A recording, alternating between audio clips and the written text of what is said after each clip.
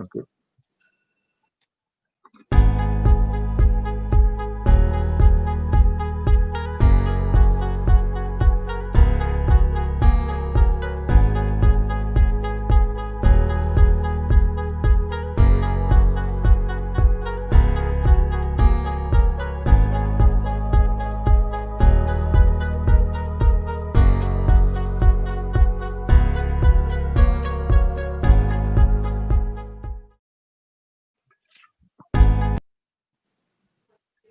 Hello, good morning, everyone. So, we have one of our superstar guests today, which is Mr. Chris Claremont. Just a moment, let me just remove this banner. I remove the photo and review the right person. Hello, everyone. Hi. Good evening. Good morning. Yes, I'm indeed. so confused. And happy Friday. Is that Friday, your time? For a little bit longer. There we go. Yeah. Get out of the way and let Danny look over my shoulder. So, thank you for having us in this particular session. Thank you for agreeing to come online to actually speak to your fans that is actually residing at Malaysia and Singapore. So, Tom, The pleasure is totally mine. Technically we're in Madripoor, so you kind of created us. We're living in this weird reality where there's, drugs and guns and mutants everywhere. What have you done, Chris? What have you done? I was just going to say that explains the time delay between when you say something and I hear something, because I keep answering in the middle of your sentences. No problem. I think we are happy to get interrupted when it comes to Chris Claremont. Yeah, talking between the past and the future is really difficult, so you can imagine there's going to be a few seconds delay. There are already people tuning in and saying hello, so I'll just put it on screen. So we can actually. So Tom, what do you want to actually start the show with? So the first things first, I want to say is happy belated birthday, Chris, and congratulations on your X-Men Paragon set. Yeah, birthday? I was. Birthday. How does it feel to look back and still realize you're writing the X-Men even at the merry age of 70? No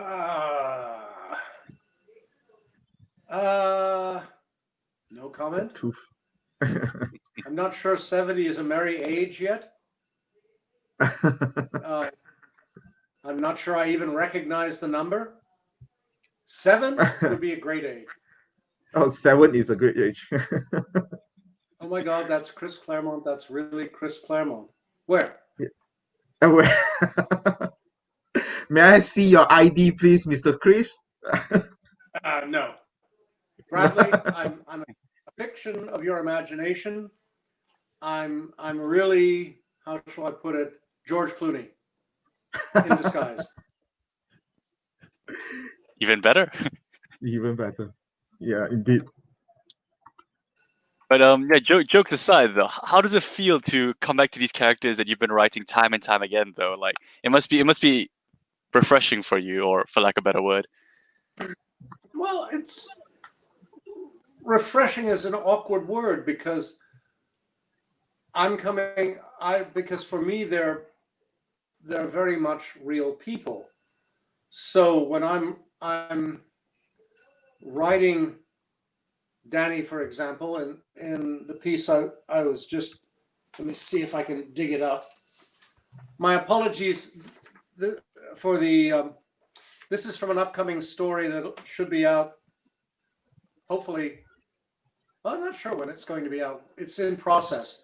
So pay attention, guys. This is actually our early preview. This is a double spread. You actually put it upside down, Chris. You probably need to actually flip it. Oh no, upside down is good because upside down. Or probably it's actually meant to be. This is Hella coming for a play date. Mm-hmm. And bringing some friends. But for me, that's the fun is coming back to characters I've known, well, to people I've known for a very, very, very, very long time.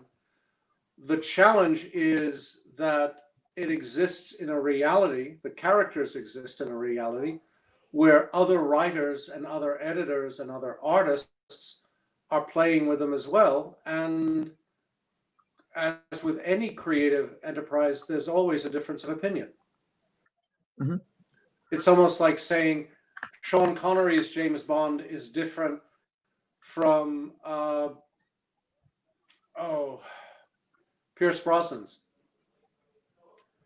You may like either one, Mm-hmm. but they're different. Even though they have the same background characters,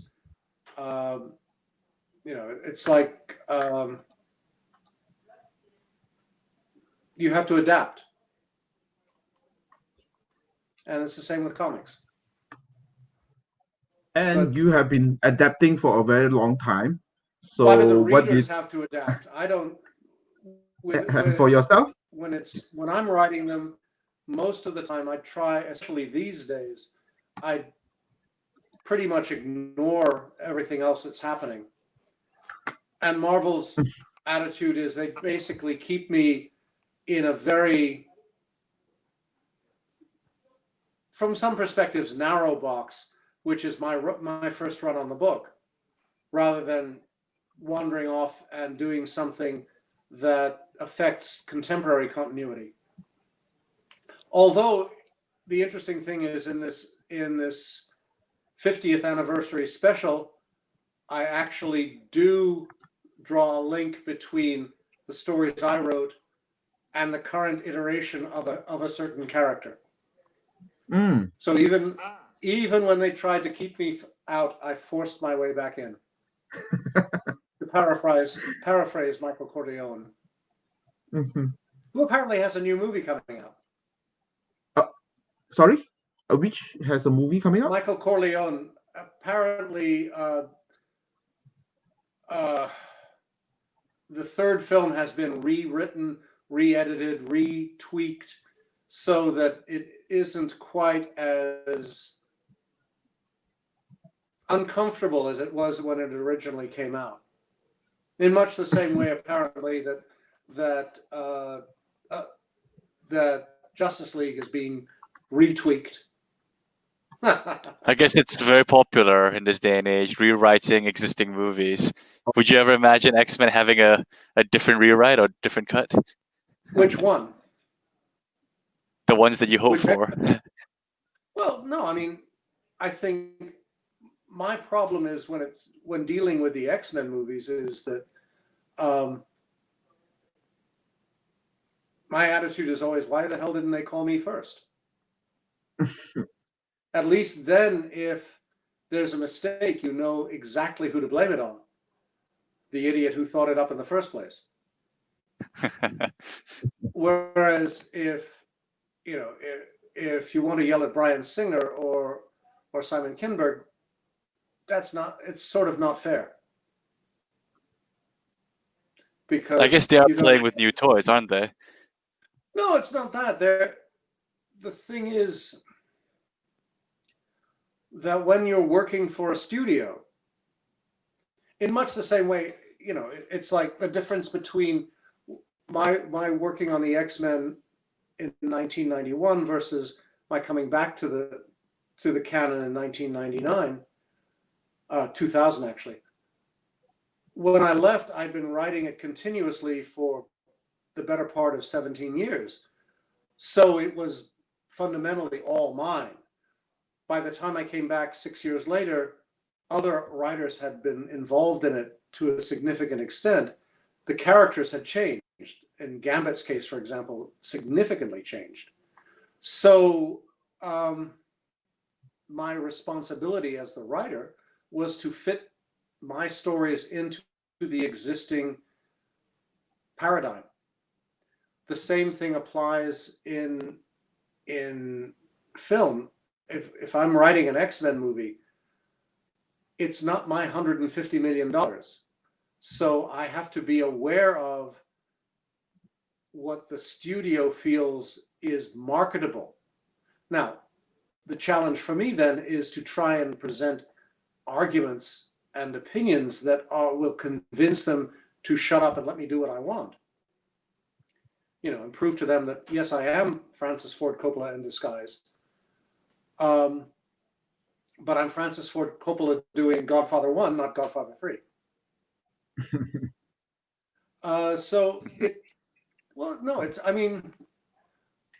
The truth is that when Dave Cockrum and I sat down and did X-Men, I would say 96, 98, well, when we did X-Men 100, when we created Phoenix 101, technically, it was just us. It was me and Dave. We would sit down, we would talk through the story. We would think, this is cool. That is, wow, Wolverine's claws come out of his body for real. Whereas the original concept that Len Wein was working through was that they were part of his gloves, much like Iron Man's armor. If you wore the gloves, you had the claws. Mm-hmm. Dave and I both felt that defeated the purpose. If he's in the X-Men, he should have something other than the passive healing factor that made him unique. Well, here we go. He's got adamantium claws, which in turn raises a whole multitude of questions. Where the heck did they come from? Obviously, this isn't a natural state. Who put them in him? It does raise an interesting question. How long ago this happened? How much of the X-Men that we know today is your original conception versus what was created by Len Wein on paper?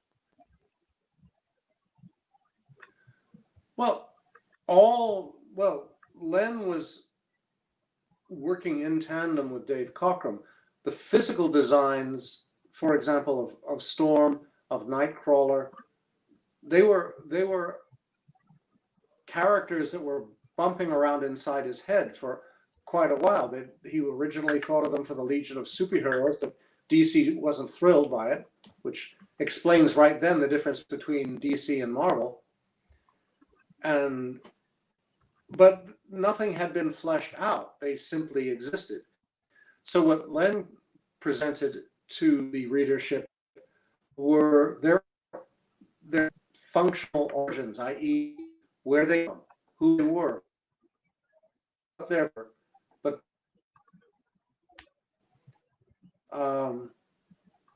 so when I came on board, literally within an hour. Oops, looks like Chris just dropped off. Let's wait for him to actually just come back on. Until then, feel free to post your questions. I can see a lot of really great questions in the comments. Yeah, we'll probably need to tweak it just to put it into perspective. Hey Chris, you're back. Yeah. Hello. Hello. Yes, you're back Is again. everybody there? Yes. You can start humming again. Sorry. You can start humming again. Yes. Well, no, I understand what happens when you stretch a piece of string all the way across the Pacific from New York to Singapore or the Malay Peninsula. Sometimes a shark might come along and nibble on the string. That's right. Sorry, that's a cheap adolescent joke. But it's correct, no? We did have this particular incident before. There was this incident whereby the shark bit some of the cables and therefore disrupting our network. So yeah, go ahead, sorry. And he froze again. The last thing you said broke up, so I didn't hear a chunk of it. Yeah, no worries. Just could you say that again, please? I was saying that the shark bit the cable. Oh, here we go.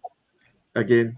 Sorry, folks. I'm sorry, guys. I think due to the distance whereby he's at the other side of the world, this happens sometimes. So yeah, he's midway renovating Chris' house too, so I can imagine that there's disruption to his cable. Maybe. Yeah. That's a very naughty shark there. Let's continue. Let's have no disruption. Yeah.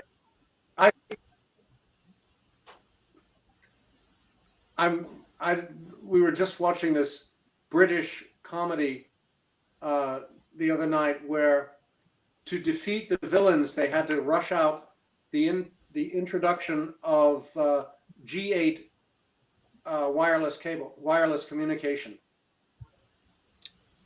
G8, G5, whatever the heck. And the other character is going, wait, G8? But we just got G5. No, you don't know anything. Sorry, that was another joke that just died the death right there. Don't worry, we forgive you, Chris. Can you hear me?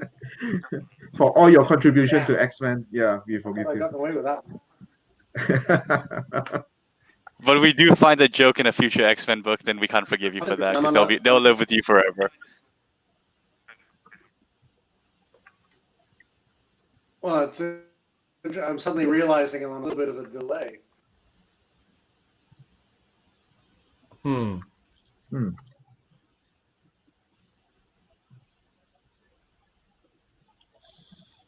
So, okay, it's back on.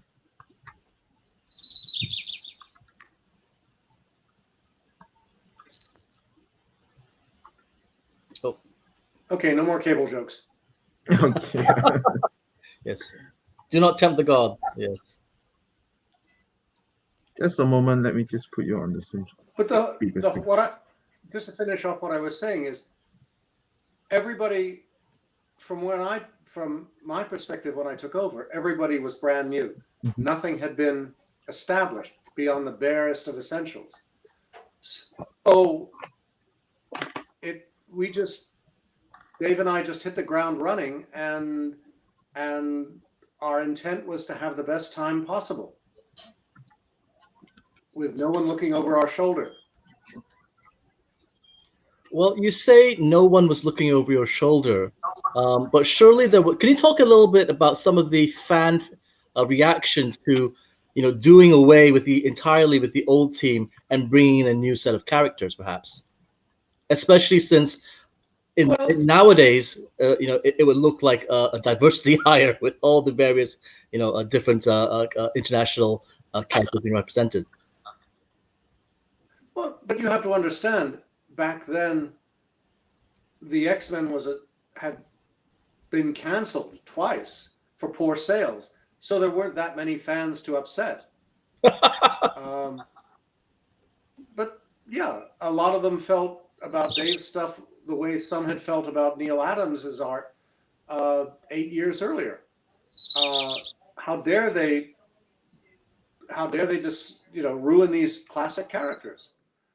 But from our perspective, that was why we had the original characters leave the set, because this way we wanted totally to start as fresh as we could.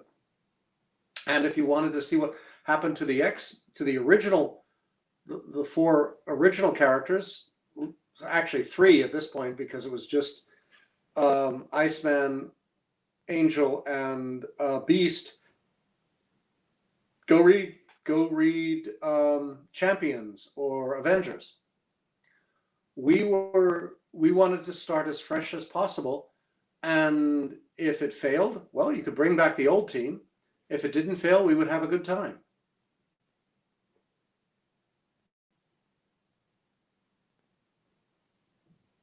Oops. Sorry, I think you froze for a bit. No, I think we can actually continue. I think. Yep. Chris, so you were saying that. Well, I think you ended at no one really cares Dave and I about were, in a nutshell, Dave Cockrum and I were pretty much given carte blanche, because Dave's work spoke for itself, and I was a young punk. So if the book failed, well, it would be canceled again, and the original team would be brought back, and that was that. And if it didn't fail, well, hoorah. But Dave's and my intent was, for as long as we could get away with it, we would have the best time possible. And we did. I guess That's pretty cool, though. Were there any editorial interfaces in that sense? If they could say, go wild, go crazy?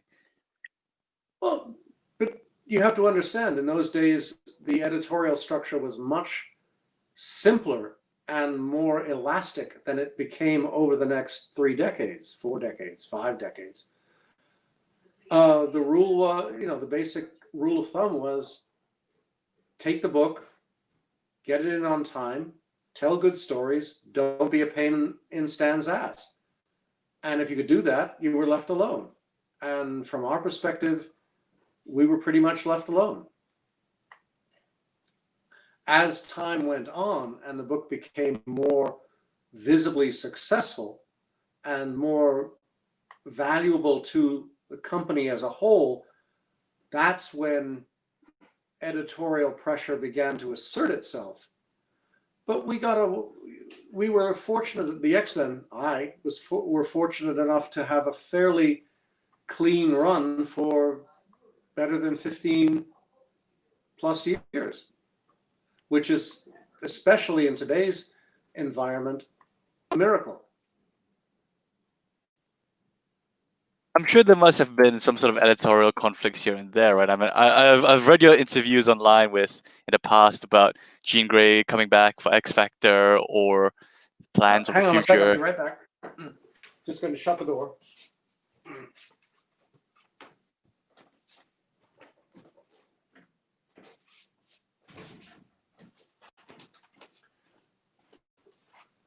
Sorry, just had to zip down to the danger room and turn off a nuclear reactor before it went crazy. Well, the thing about disagreements was, for most of that run, we managed to work it out. I mean, yes, there were disagreements with the resurrection of the Redhead, but the classical reality is, to use my English phraseology, shite happens. Do you enjoy working with artists who? Yeah, I do.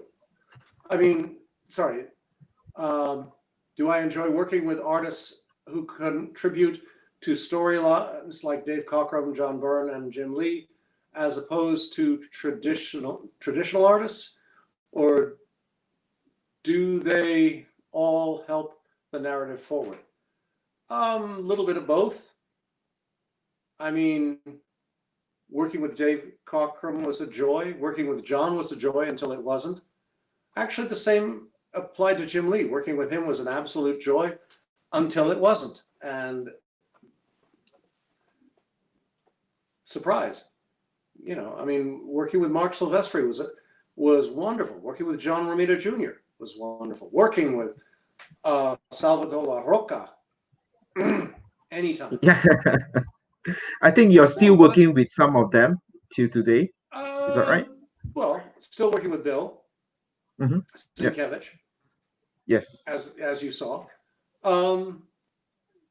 It also depends. The challenge these days is that I'm a more peripheral talent than younger, more regular artists, more regular writers.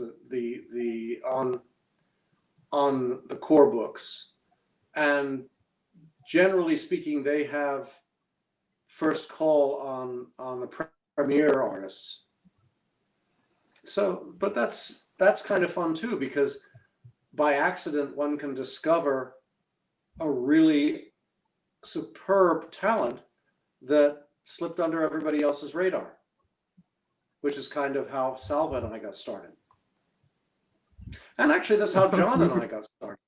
When Byrne came to Marvel, he was this kind of unknown fan artist from Canada, whose most notably, whose best work that we knew of was Rob 2000. And I think Roger Stern was trying to introduce him to Marvel. I was trying to introduce him to Marvel. And we got him on Iron Fist. And over the 15 issues that he was working on Iron Fist, you could watch his ability burst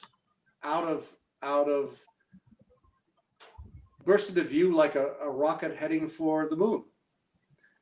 And by the time we got to Iron Fist, I guess 15, which was his audition for the X-Men,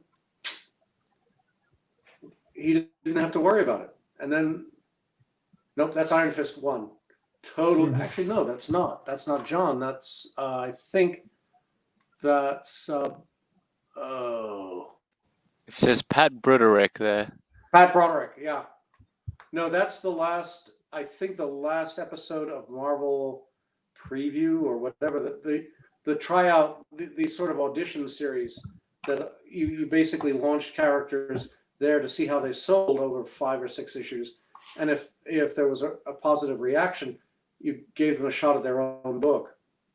But when Pat wasn't great with deadlines, so we needed someone who could actually hit deadlines, and that was John proved his ability in that regard on Iron Fist, and his premier skill at storytelling on Iron Fist. And so when X-Men came available, he just jumped right in.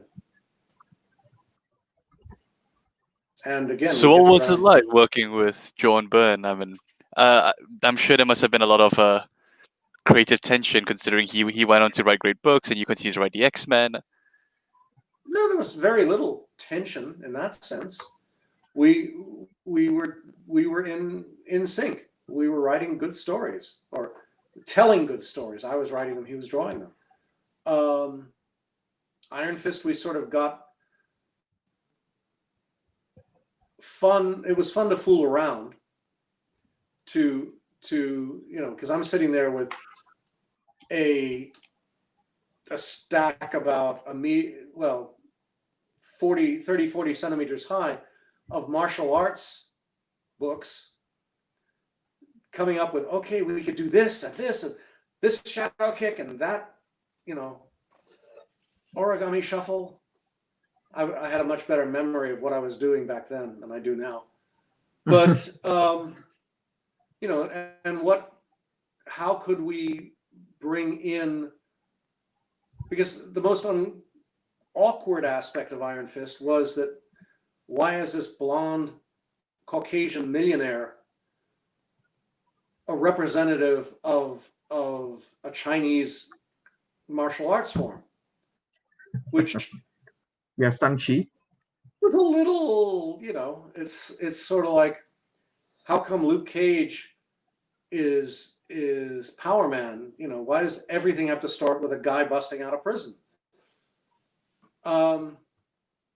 We were working through some regrettably classic cliches in those days, but the flip side of the coin was me trying to make sure that every time we did use martial arts, it had a fingers crossed semblance of reality. I could throw the words onto the page.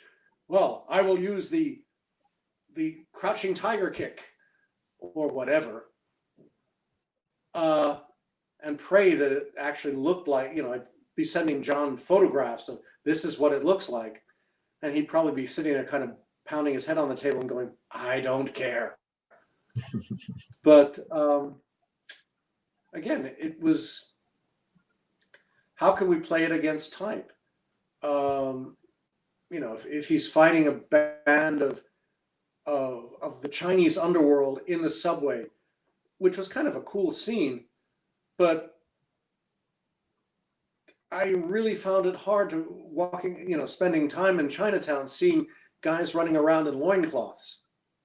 New York, it was the 70s. We were a wilder, crazier city back then and a lot more broke. But even that is a little outside the norm of what you'd see. But it's comic books, which is to say we are talking B-movie specials. Nobody in those days would spend $100 million on a comic book movie. Nobody would even conceive of having $100 million. Maybe 50 cents, okay. On the other hand, it's like going down to Chinatown and watching DVD or swiping videos, VHS videos of Hong Kong martial arts films. It was kind of cool. So this is what it looks like, huh? How can we compress this 3-minute action scene into 2 panels of a comic book? Which is why, if you look through actually the shot you were showing before of the subway confrontation, that's why a lot of Iron Fist turned out to be montage moments, full-page montage, because then you could actually convey a sense of what Danny was doing in a sequence of hopefully accurate martial arts moves. Whereas single panels wouldn't give you that kind of flow. So what we ended up doing was playing with visual storytelling in much the same way you could see it happening in cinema at the same time. Going from the classic presentations of the 40s and 50s to a more fluid, more elastic kind of presentation. Bingo. You know, you can see Danny moving through the crowd and each villain being hit sequentially. While, you know, Do you feel like your writing style has kind of changed between the books that you worked on? What do you mean? Considering something like Iron Fist is something that's more fluid, more dynamic, whereas something like X-Men had more character drama, so you had to spend more time focusing characters. I'm sure Miss Marvel had its own flair. Did you ever feel like you had to think very differently when you were writing these characters in different books? Well, you don't think so much differently in terms of the character, you think differently in terms of the artist. The way I'll tell a story with Dave Cockrum is significantly different than the way I'll tell it with John Byrne, which is significantly different from the way I'll tell it today with Salvador.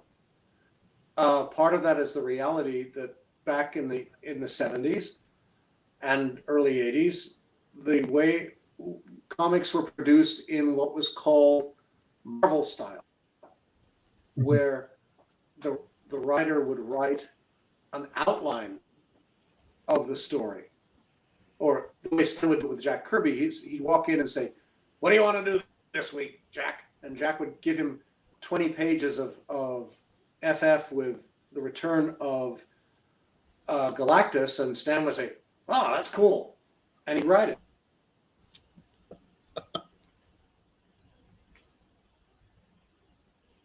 Oh no, Galactus was too strong for the stream. I think he's frozen again.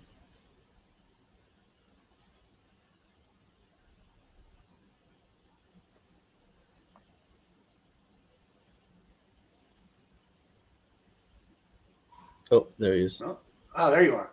Are you sure that's Chris? I can't tell with the glasses. No, I'm just trying to see, because I'm sitting about a meter back from the screen, and it's a very tiny, it's a mini iPad, so to see what's going on, I have to get in really close, especially when somebody texts a question. But it's an evolutionary structure. With back in the day, working with Dave, working with Byrne, yeah, you work together. You say, "What do you think? Where do we go? What do we do?" Whereas today, it's the production philosophy is more structured because it's easier to manage it. In many cases, the editor doesn't know who will actually draw the story until it gets sent out. So for them, it is a more convenient reality if the writer gives them a full script, where every page is broken down into its individual panels. The panels are described. The copy is written. All they have to do is send it to the artist, send it to the letterer. The writer doesn't have to pay any attention to it at all after that. Whereas for me, it's much more fun, selfishly, to, if I'm working with someone like Salvis, send him a plot and basically enjoy what he comes up with. I'm describing the visual, but he's turning the visual into a reality. And that may be the way I described it. It may not be, which, I mean, these pages build it. I mean, just to show this again, this is nothing like I described in a plot. But who the hell cares? Whereas, this is exactly what I described.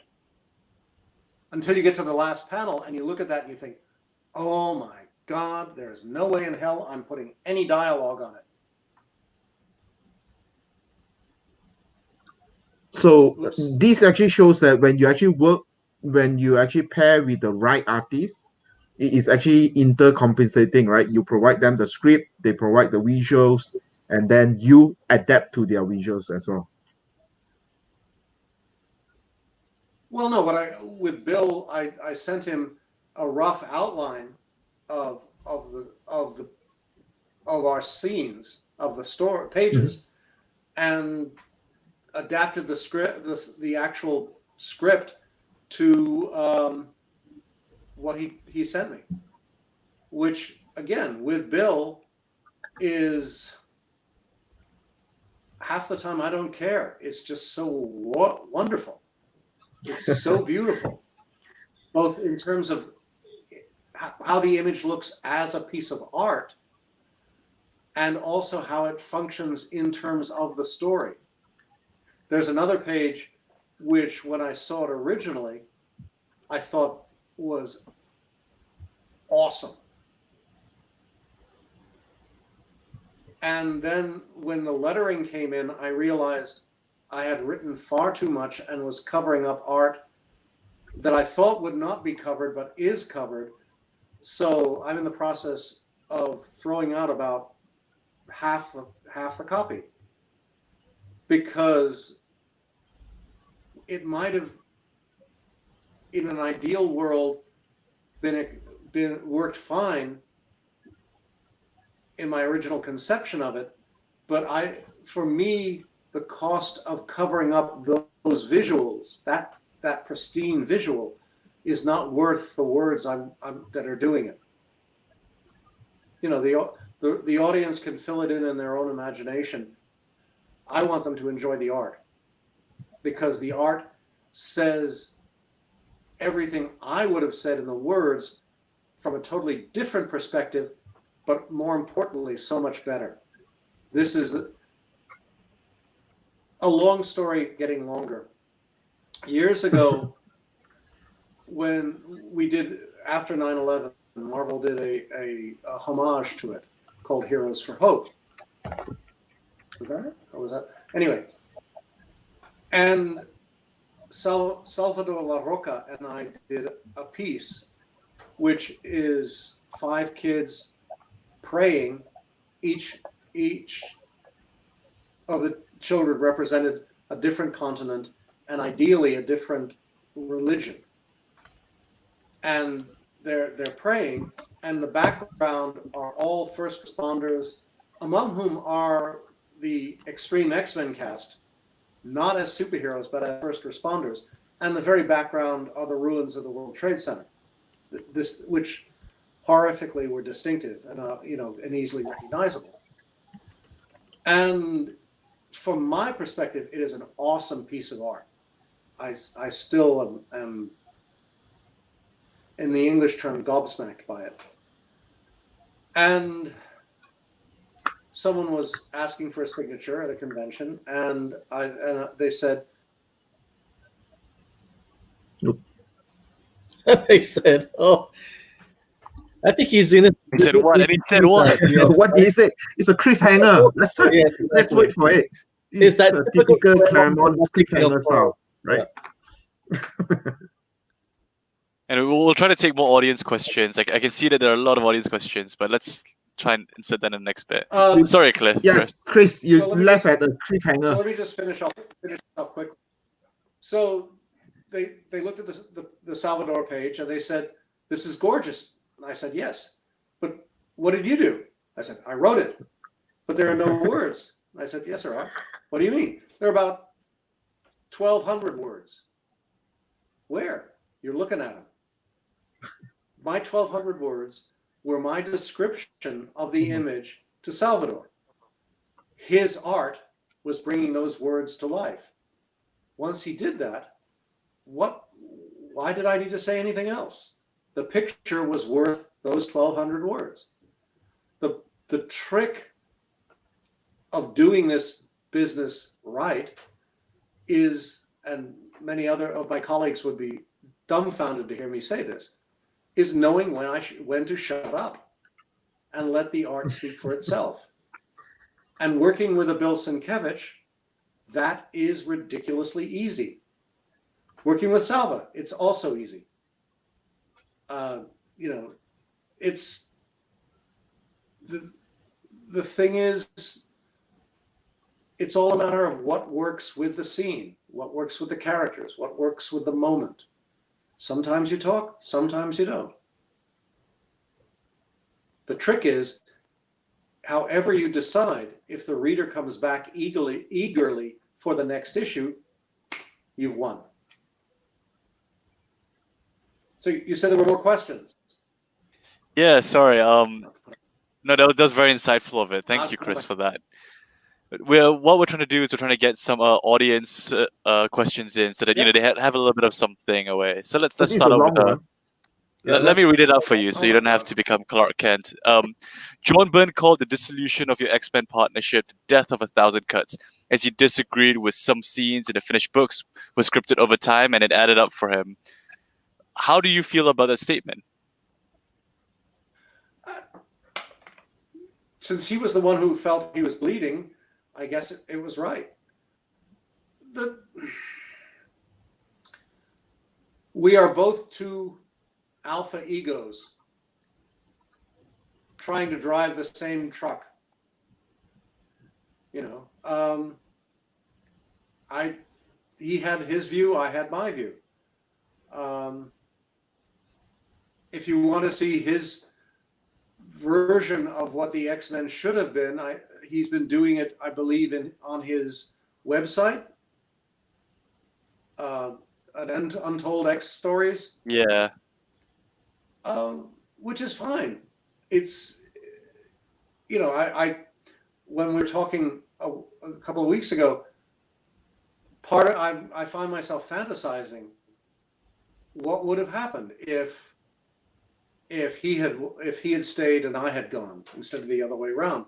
Since all but Kitty and Kitty Pryde were characters that I created after John left the book. And indeed, Mystique and Rogue and Sabretooth were created for non-X-Men books, so they could have been in the Avengers movies all along. It's, this is a what if. And the trouble with what ifs is that we're stuck in reality, not what if. Would he have been better? I don't know. He would have been different? Absolutely. Would it have been as much fun? I don't know.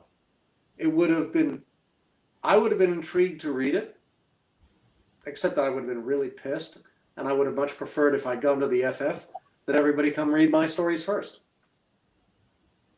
But, like I said, we are two alpha egos butting heads. Thank you. Thank you for the history trip, Chris. Moving on So to the let's next take question. another question. Yeah. Do you feel there are any parts of your X-Men run which you would change if you could? Yeah, leaving. How soon?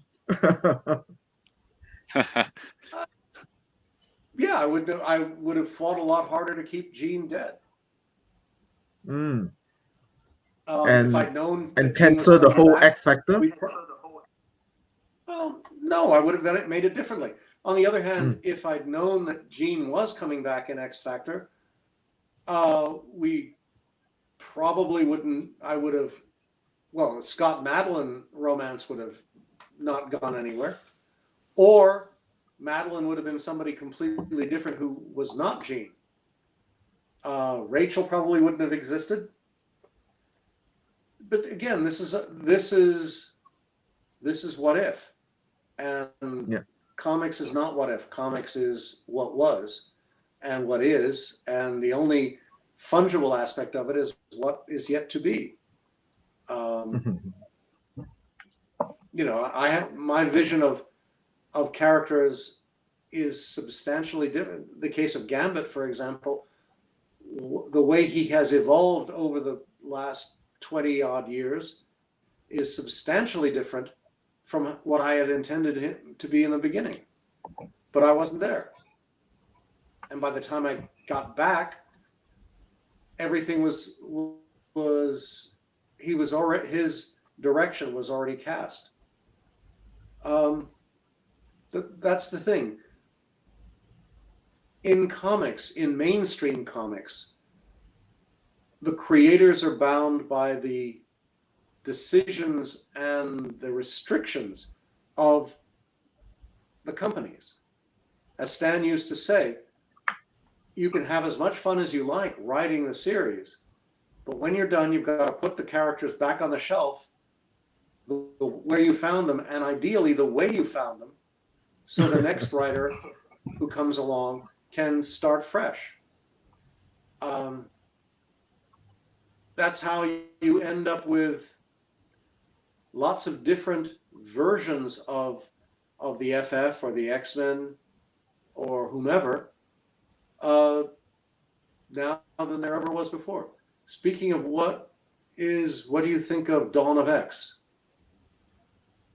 I have no thought at all. I have not read it. Sadly, I don't read the X-Men. I don't read comics much anymore, but in terms of the X-Men, unless I'm doing a story or a series that is directly related to the current continuity, I have no interest in reading it. So what do you do now? I mean, what do you read? Do you still read comics? No. I read nonfiction, mostly as reference. I try basically to write more than read, simply because one has to pay the mortgage. So writing to get paid. Well, no, it's just there are only so many hours in the day. And if I'm not writing comics, I'm writing prose, and prose takes a lot longer.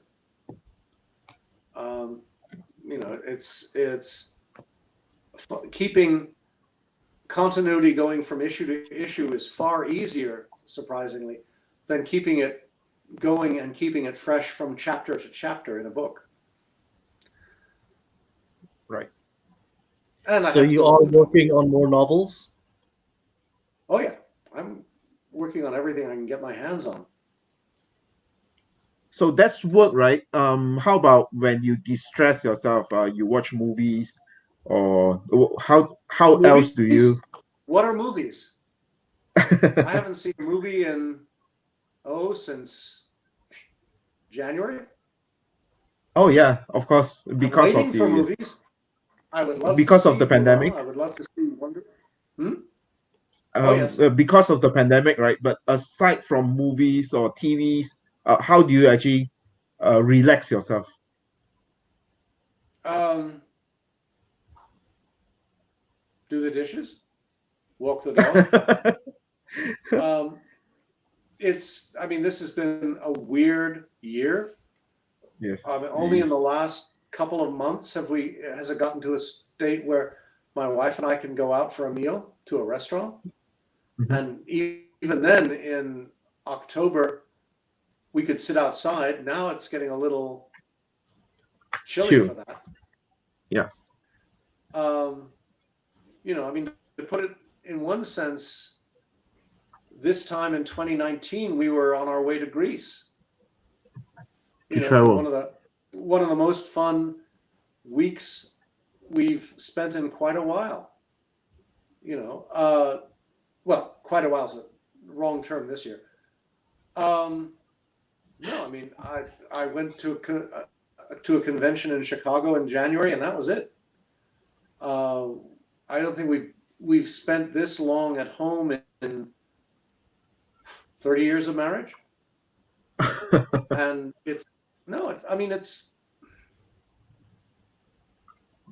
it's heartbreaking, not simply from a personal point of view, but from the collateral effects on all of the people around us. We have friends to this day who are anxious about coming over to have dinner, to join us for dinner, simply because they're totally freaked by COVID. You know, usually we plan a Christmas get together, and we're not sure if that's going to happen this year because of that.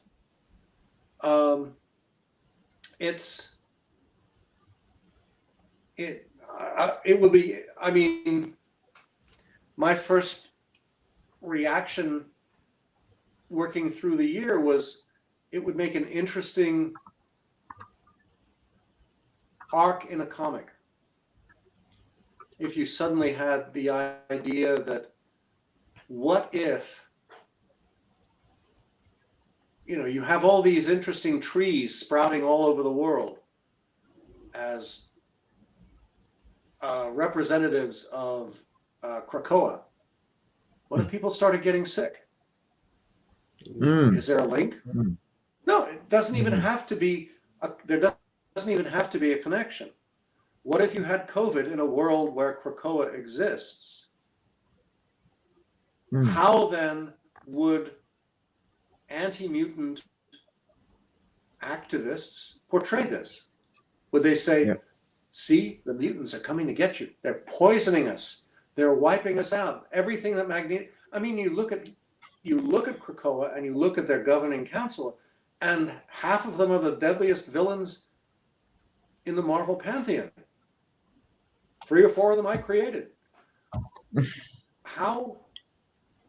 No, if you're on the outside looking in, how do you react to this? It would be like saying,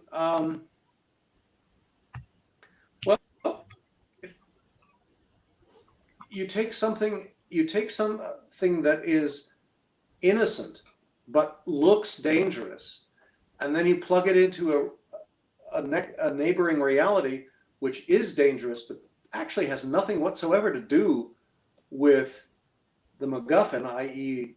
the embassy, the tree. But from that point, you can then generate a whole sequence of stories that can create an ongoing frame of tension, increasing tension, to the point where suddenly you are at a significant flashpoint where perhaps the Avengers are getting ready to take action against the X community. And they're both right, and they're both wrong. How do you resolve that?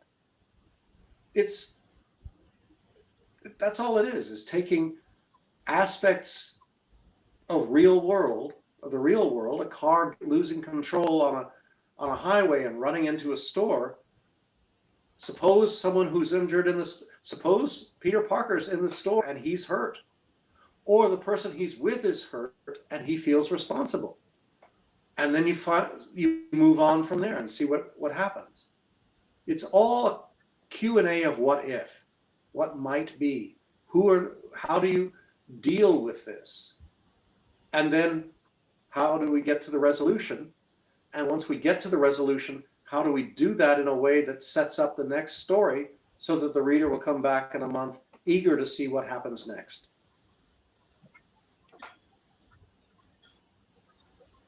Yep. I mean, this really sounds like that you are actually paying attention to a real world and try to inject some of this real world element into your stories, right? Well, my stories definitely, but not, I mean, I have sorry. No problem. I have no contact. Now, the mainstream Marvel world is a totally different universe for me. That doesn't mean I'm not thinking. Sorry, I keep flashing my hand in my head. it doesn't mean I'm not thinking. It doesn't mean I'm not coming up with ideas. In a story I'm writing now, there is a hopefully unexpected reference to, again, a current character, which hopefully will catch the reader by surprise, as it does the protagonist of the story.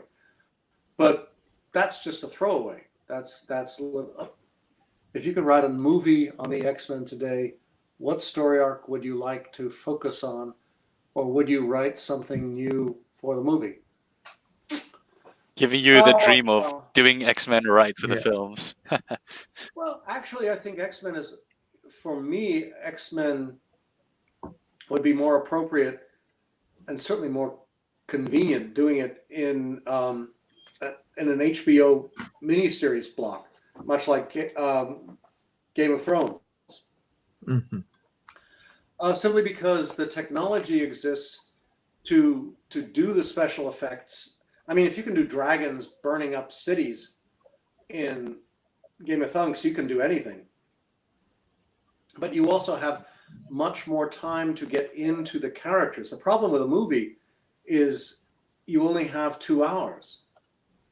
And once the movie starts, that's it. You can't stop and rewind and think about it. You have to tell that story all the way to the end, but you can only focus on 1 or 2 characters.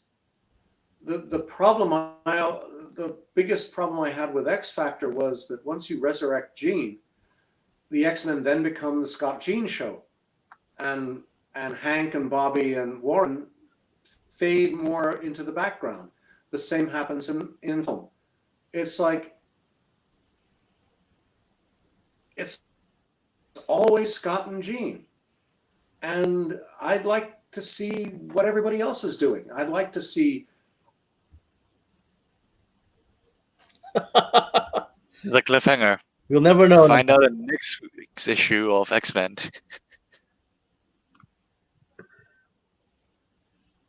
Who knows? Maybe if Claremont pitches it one day, we'll get an X-Men TV show. Hey, Chris. No, I mean, Chris.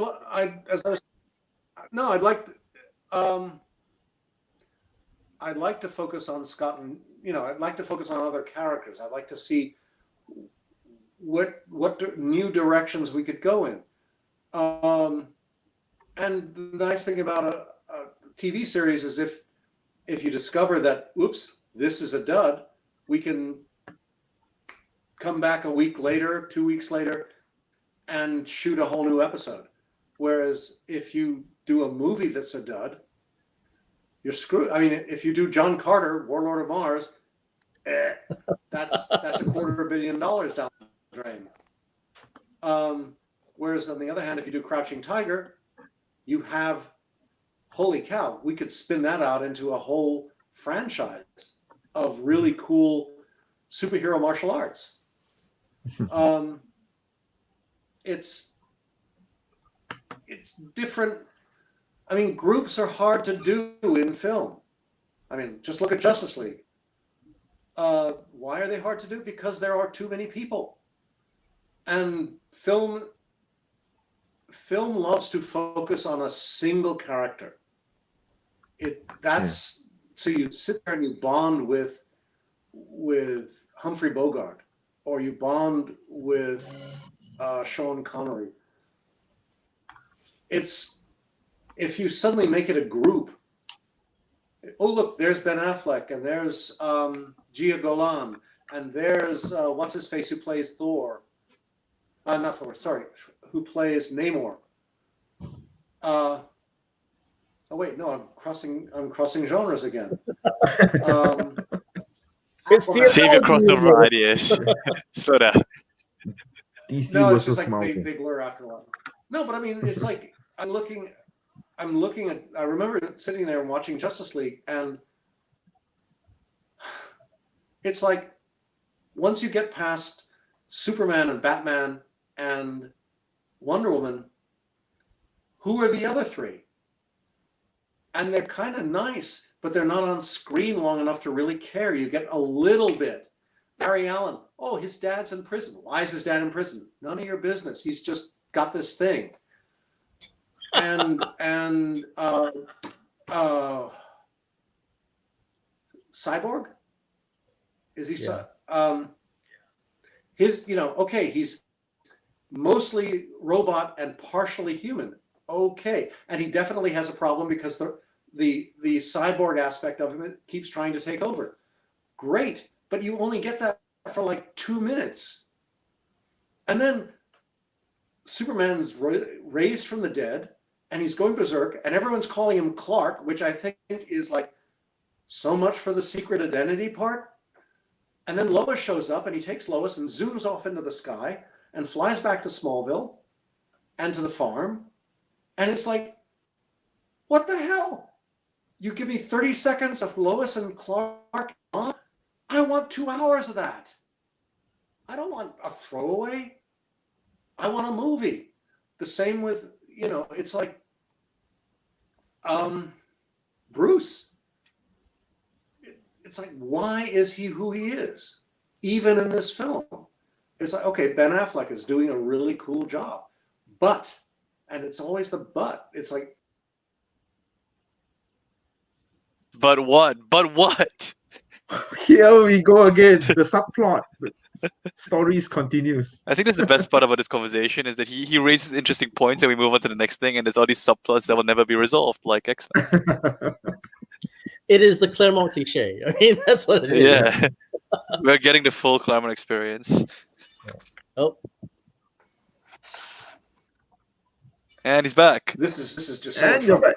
I mean, the thing is, you see Gia Golan and Wonder Woman, and that's 2.25 hours of really, really good characterization.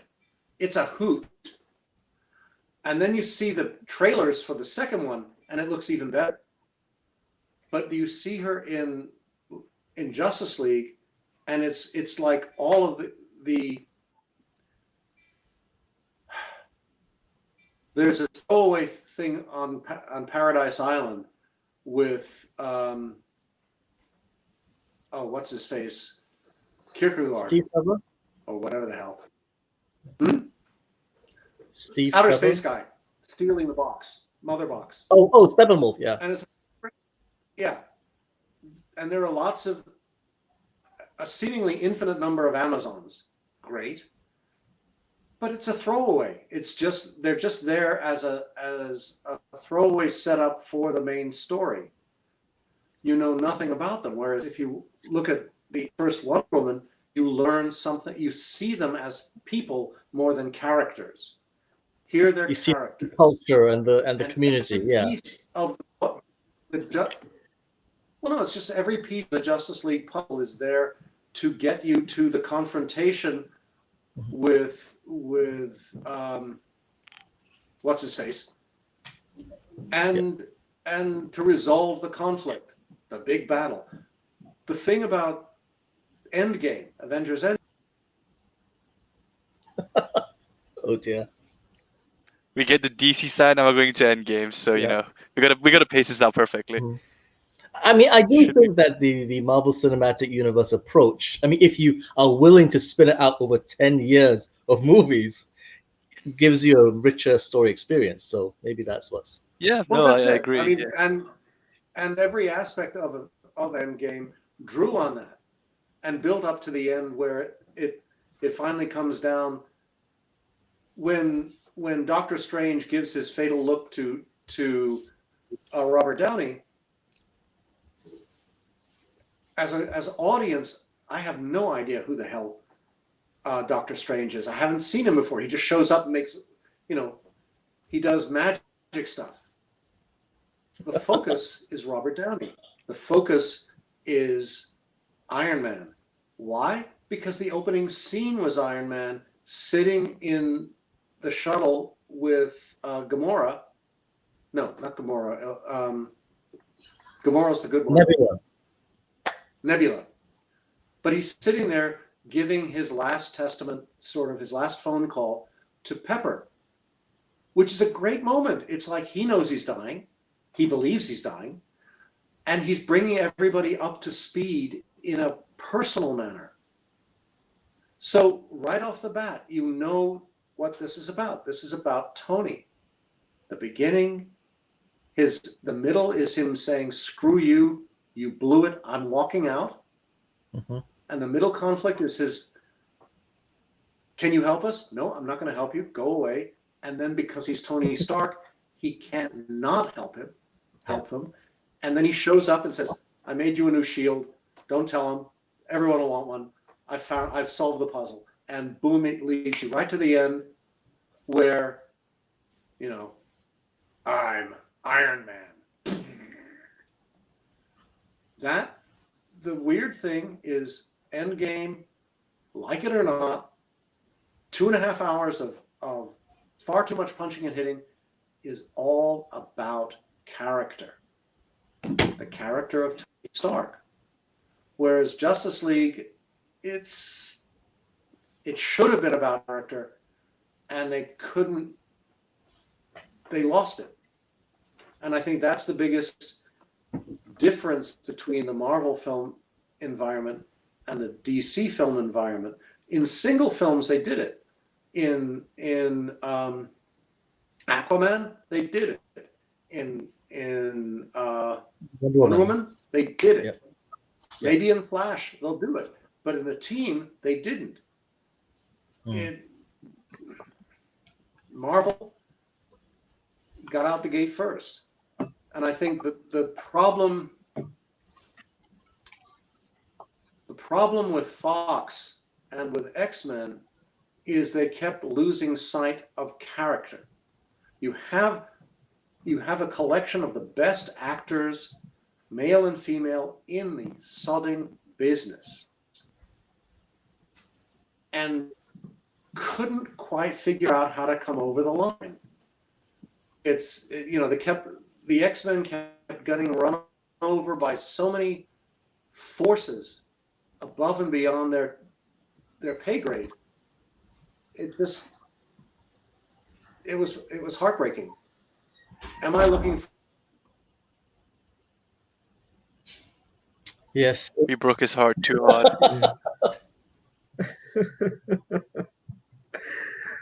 I believe that his connection is actually being tapped. Doesn't it?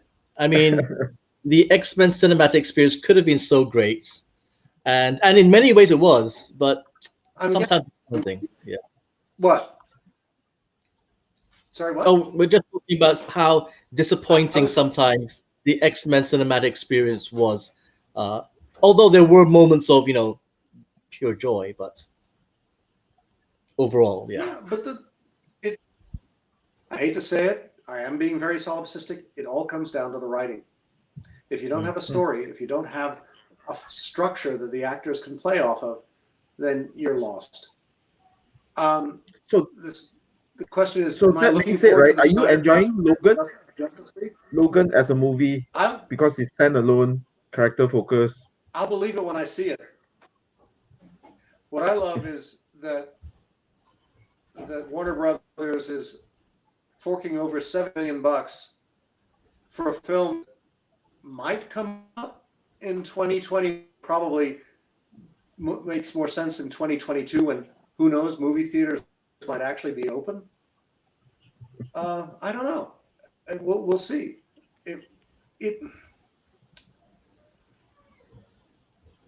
I think he was referring to the Justice League comment on the Snyder Cut. Mm-hmm. Mm.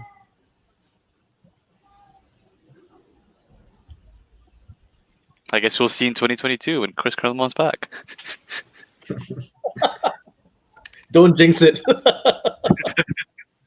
Touch wood. Welcome back. I'm getting really good at rebooting my screen. Warner Brothers and Fox should hire Chris for their movies. Well, Warner Brothers won't, because I'm under contract to Marvel, and Fox doesn't exist anymore. No, I have no problem with that. We have a problem with it. It's why it'll all come out as Disney or Marvel. Actually, it'll be Marvel. I think the existing Fox material will come out now as Marvel Classics, which is fine. It's just that groups are hard. Groups are hard they're hard in a 2.5-hour movie. They're ridiculously hard in a 90-minute movie, which is what Fox was doing. Because they were aiming, we want a movie that will fit beautifully into a 2-hour TV time slot with commercials. And the joy with them is that they had actors, Ian McKellen, Michael Fassbinder, Patrick Stewart, Sean McAvoy.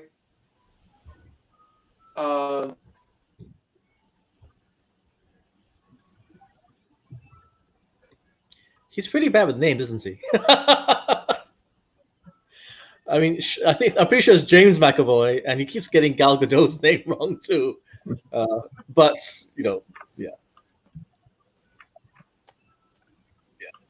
You had actors who could bring these characters to life, but bringing them to life is just the first step. You have to give them a story which means something to them and means more to the audience. Because if I'm going to pay my $15 to go to the movies, and if I'm going to sit there for 2 hours, I want something for my time. So are there any characters in the Marvel Universe who you think could get a solo movie treatment that you'd be willing to work on? Oh, sure. Yeah, Phoenix would be fun.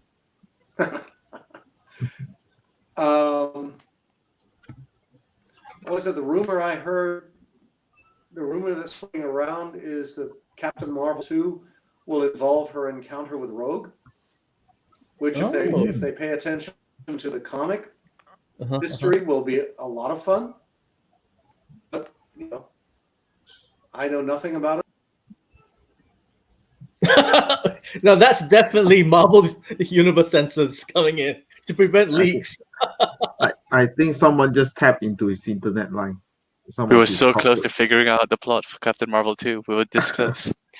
Phase 6 or whatever it is, Phase 8. We were lucky. Is it just 8G, right? Is this just happening to me, or is it happening to you guys too? Oh, just you. You're special. Yeah. But we're all in the same part of the world. I mean, you're in the future, past. Yeah.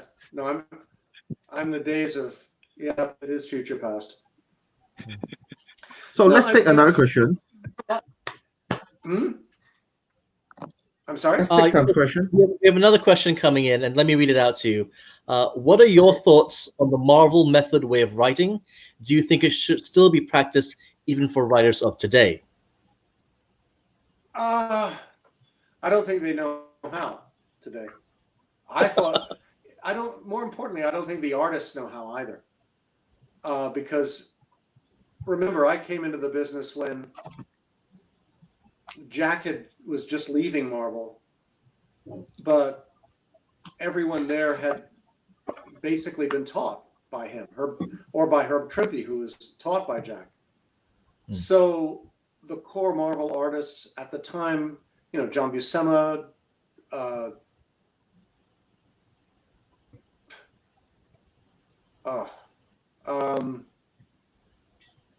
for goodness sakes. Well, they all knew how to do it. Dave Cockrum knew how to do it. John Byrne knew how to do it. The problem with full scripts, the challenge with full scripts is it makes it far more convenient for edit management. But it's not. It takes away potential from the creator. The writer and the artist can't play around.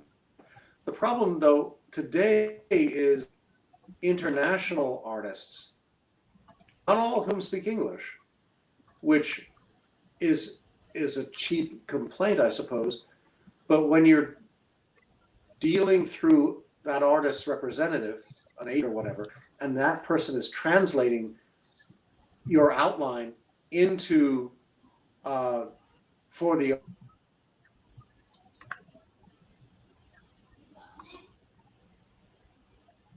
new norm of interview. It's okay. It'll be worth it. Popcorn break. Still very much worth it. Oh, for goodness sakes. But when you're dealing with a representative translating for the artist, you don't know what they're actually being told, or how they can lay out the scene. So it's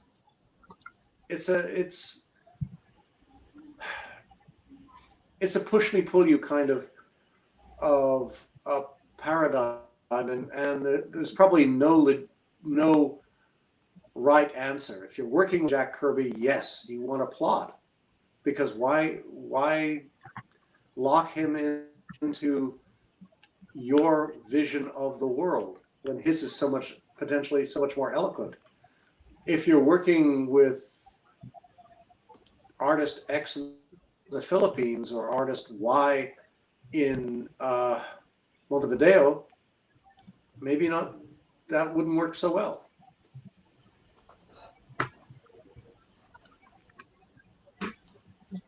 There's another question. Compared to the comic yesterday, where the product was,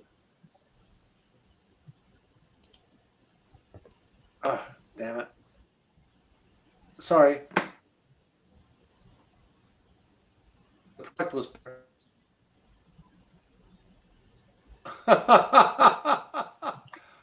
Oh.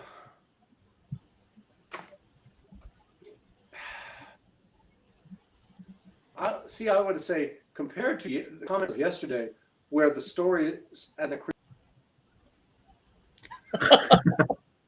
Oh, definitely a sensitive topic. Well, it's a wall of text, so that also broke the stream a bit, but no.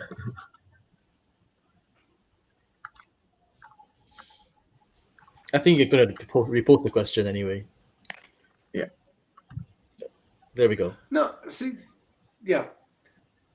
Do you think something has been lost in the modern comic language where pages are almost like storyboards for a potential movie deal? Well, yeah. That, because that's the other reason why doing plots, full scripts is considered more effective, simply because with full scripts you can actually frame the page, where a lot of artists will have a tendency to draw just beautiful pictures that don't tell a story, simply because they're easier to sell at conventions. And yeah, writers are auditioning for storyboards, artists are. The point is, you want to tell a story. You want to tell a cracking good story. You want to tell a story that makes the reader want to come back next issue eagerly and enthusiastically. You want them to buy. We are all very eager and enthusiastic right here with the way it's episodic. Yeah, looking at the comments, we should just do a weekend with Chris. Come on, that'd be an interesting one.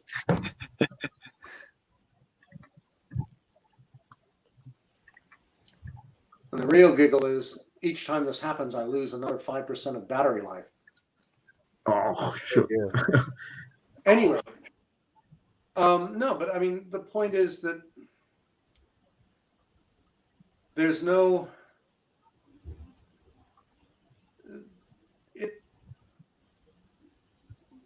I want to tell a good story. I want to tell a story that makes the reader think, this is worth my $5.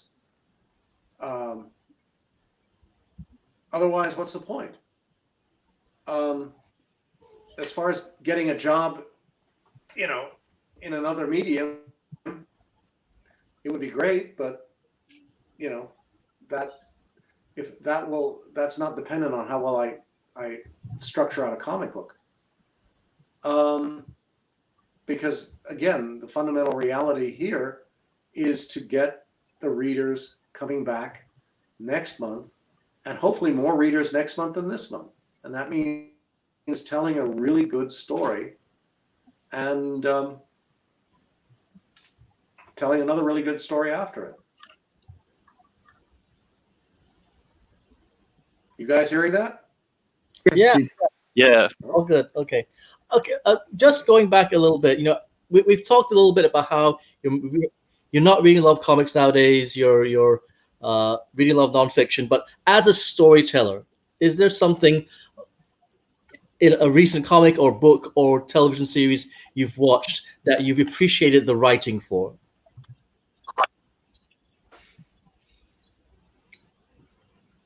Recommend us your favorite TV shows and movies. Yeah, that's the long-winded way of saying that. Well, my memory is piss poor right now, so the TV structure, I can't remember the TV title. It's Golden Compass. For TV. Right. The Dark Materials. It's a Dark Materials, yeah. Yeah. Dark Materials, yeah. That's been fun. I'm intrigued to see where that's going. That's also got a very good cast. Yeah, well, that's the point. Casting is everything. Why? Because you watch films and you watch TV for the people. You fall in love with the actors. I mean, I think one of the interesting things, the realizations that came out of Wonder Woman, was the decision apparently to include more Paradise Island scenes in Wonder Woman 2. So one of the trailers has I don't know if it's the same little girl or a similar little girl playing young Diana training, which was really cool in the first film. And it got such good reactions that they're putting more of it in the second film, which is nice because it's giving you an ongoing link with who she is that makes her different from Bruce and Clark. If they did another Superman, I'd be a lot more intrigued.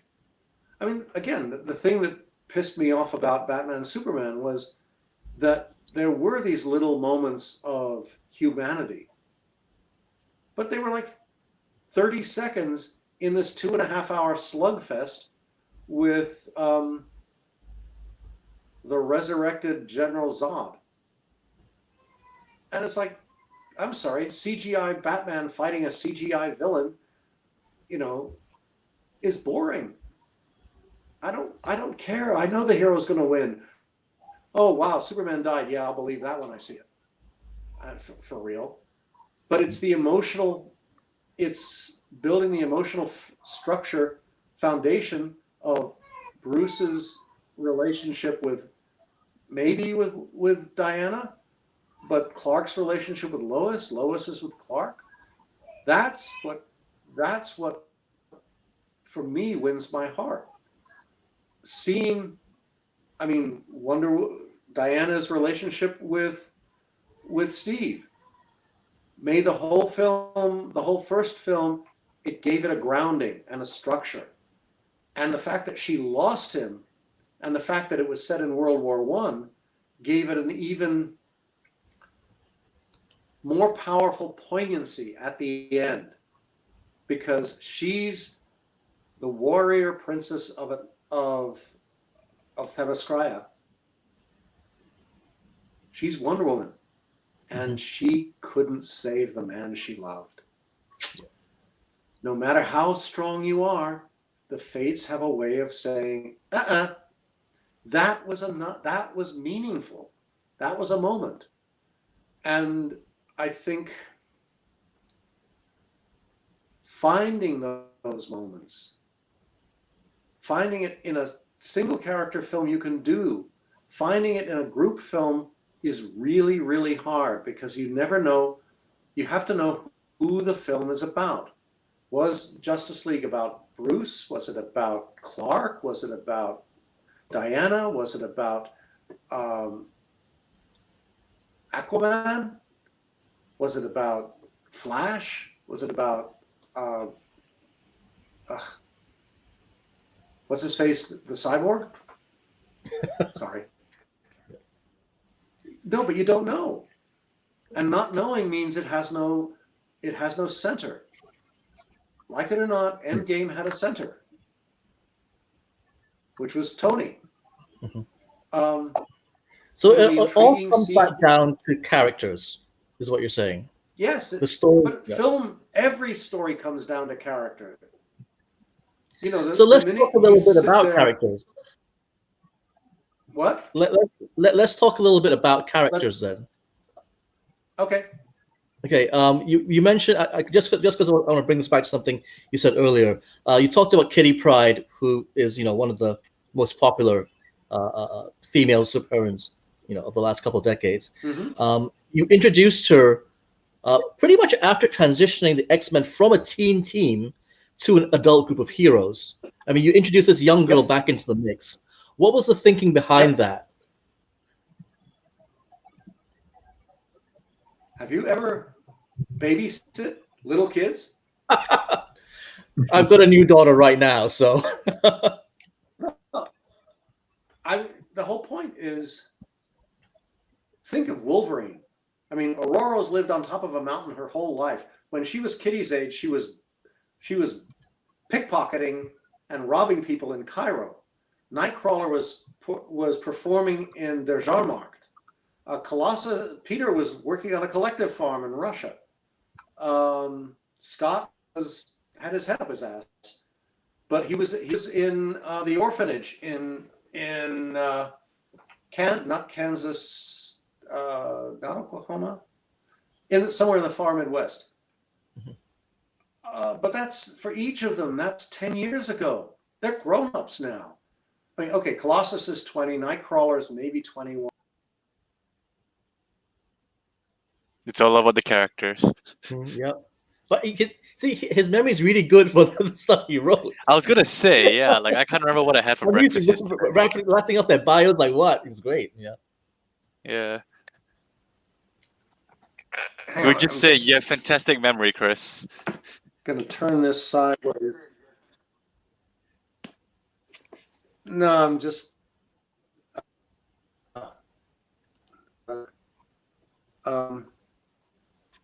Sorry, I just had to plug. I'm gonna hold it for a while. No, that's not gonna work either. Well, the heck with it. Oh, duh. There we go. It's infinite flippers, all the angles. Duh. Why don't I just turn it upside down? That way it's. No, but okay. Of course. So Kitty Pryde as a character foil for all the other teammates interacting with her. Well, no, but I mean, Charlie. It's been a while since Charlie. He's never dealt with. Well, he dealt with his kids when they were kids, but that was 10 years ago. Because by the time we get to the new X-Men, the old X-Men have all gone from early adolescence to their basically 20s. Mm-hmm. So, and Charles really had to deal with a kid. I mean, boy, yes, altogether. And also in my backstory with Gene, I established that he and Gene have been working together for a lot longer than anyone suspected, but that's just my backstory. The point is that. The point is. Man, we have so many questions. Yeah, the point is to be mysterious. I guess that's what he's saying, right? Make you want to keep coming back for more. Yeah. The point is. And we're back. Yes, we are. The point with Charlie was to give them all a challenge. You know, if you're a heroic team, how do you deal with a kid? The Avengers don't know how. The FF, well, they don't have a kid. They have a kid, but not in the team. As far as the other Marvel teams, forget about it. Teen Titans, but Marvel doesn't have a Teen Titans. The New Mutants hadn't come along yet. Mm-hmm. So it was to give them something new to deal with that couldn't be dealt with in the traditional manner, i.e. punching and hitting. And to throw her into the mix with a team that's grounded around Aurora and Logan, neither of whom are kid-friendly. Well, actually, and Scott as well. Neither of the three core members of the team are comfortable with anybody else, much less a kid. You mentioned you would have taken Gambit in a different direction. What would that be? Well, my original conception of Gambit is that,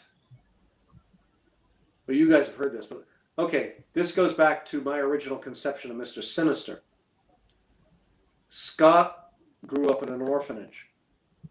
There was this creepy little kid in the orphanage who was his best friend. And anybody who got in the kid's way, i.e. between him and Scott, ended up having accidents. Why? Because this kid turns out to be a mutant. The mutant this kid is Mr. Sinister. Sinister is a mutant with a 1,000 plus year lifespan. But so it's about, he is born at this point in 1830. But by the end of the 20th century, he looks like a 12-year-old kid. Oof. His attitude is, I'm a supervillain. I want to be a supervillain. I want to conquer the world. But what self-respecting supervillain will take orders from a 12-year-old kid?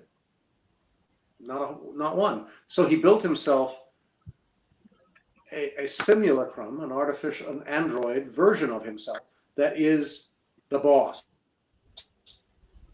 which is Sinister. Why does Sinister look like the way he does? Because he was designed by a 12-year-old. I'm sorry, 12-year-old kids like drawing creepy things. Nothing human, just really creepy. But Gambit is a clone of Sinister, and that's what Gambit will look like when he hits 21. He's actually a hottie. And the idea was Gambit was going to infiltrate the X. Oh, infiltrate. Damn these plot twists. Come Yeah, on. yeah.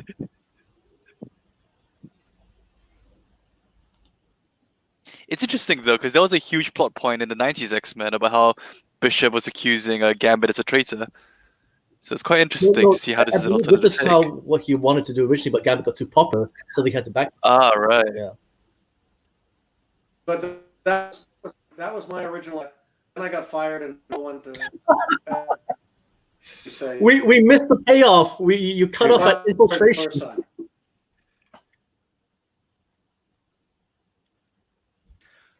Well, okay. Gambit is a clone of Sinister, whose job was to infiltrate the X-Men and destroy them from within, starting with Kitty. His target was never Rogue, it was always Kitty. And the problem was that over the course of time,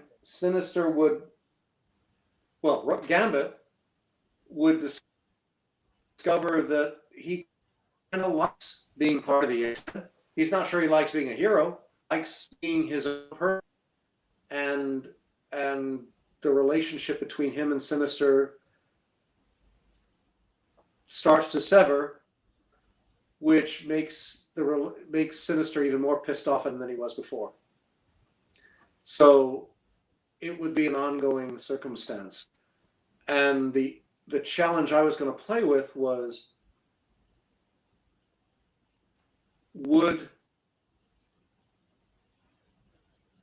Oh.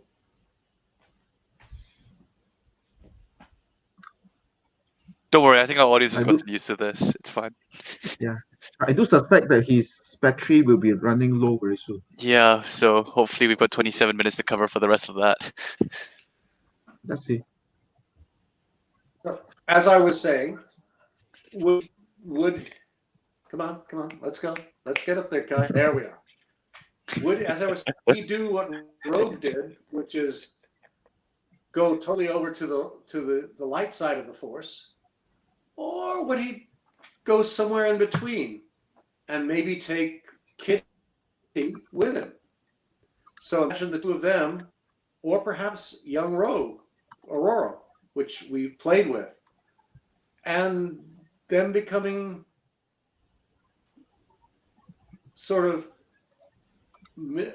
bad guys, not quite bad, not quite good, somewhere between the X-Men and Sinister, or the X-Men and Freedom Force. And so for me, it was all sorts of possibilities. Though I find it, I don't know if you've been hearing the news from this end of the pond, of the Pacific, a clutch of newly elected Republican congresswomen have decided they're going to form their own action group to combat the 4 Democratic congresswomen. And they're going to call themselves Freedom Force because it sounds like a really great name. And I'm just wondering if any of them have any clue, or haven't know any kids who have a clue of exactly what they're doing. I mean, I'm just sitting there imagining which one of them is Mystique, which one of them is Blob, which one of them is, very funny. And God, please let a good cartoonist, satirical cartoonist, get a hold of that. Tee-hee, tee-hee, tee-hee.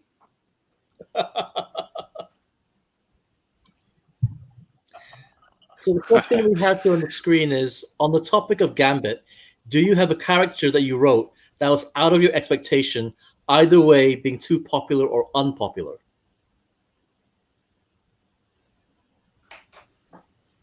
I'm not sure what he means by out of my expectation. I mean, Wolverine, certainly.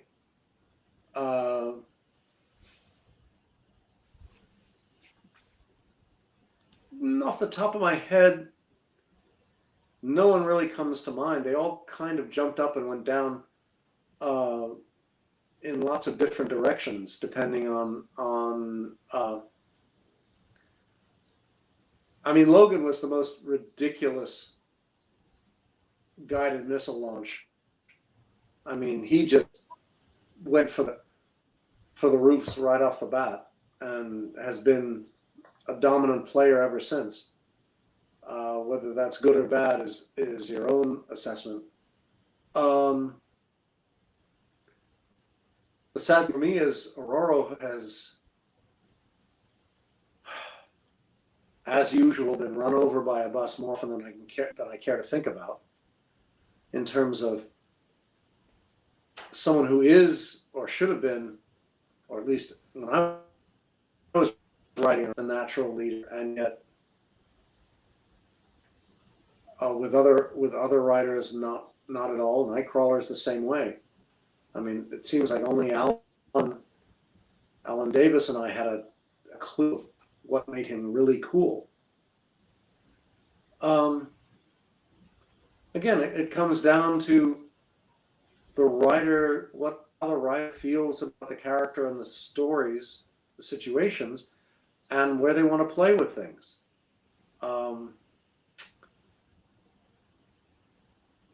At this stage, I've been able to see about the current crop of characters.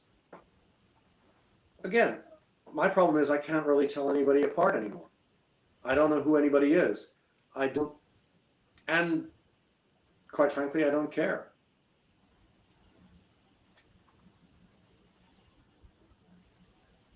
Can you think of any instances where you've liked how another writer has developed a character you created? No. That was short. Next question. Next question.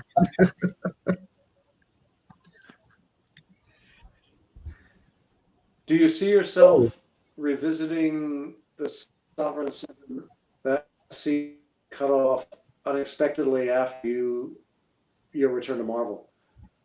It wasn't so much cut off because of my return to Marvel. Cut off because the sales sucked. Oh. And no, I wouldn't return to them at DC because they're not DC characters; they're mine. And as far as revisiting them as a comic team, a comic series, that is complicated by my contractual relationship with Marvel. But the nice thing about them being mine is they're not going anywhere, and at this point, neither am I. So all things possible. I really like them, though. Though I will confess I kind of like the world more. The world that they inhabited more. So that's not beyond the realm of possibilities. I love the Pansy Of course, Jones my question in cameo return would be, in Sovereign 7. who are your favorite members of the Sovereign 7 team? What do you like about the series? Did you like about the series? Well, I liked Indigo. I can only figure out a way to get Madripoor into the... Yeah, well, see, that's the thing. The problem is I never got a chance to really play with everybody as much. Still have fond memories of Darkseid in a trench coat having a cup of coffee.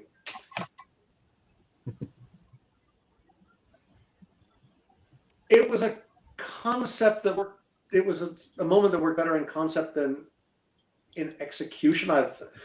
Writing Darkseid was cool, and I enjoyed it a lot. Actually, the thing that cracked me up was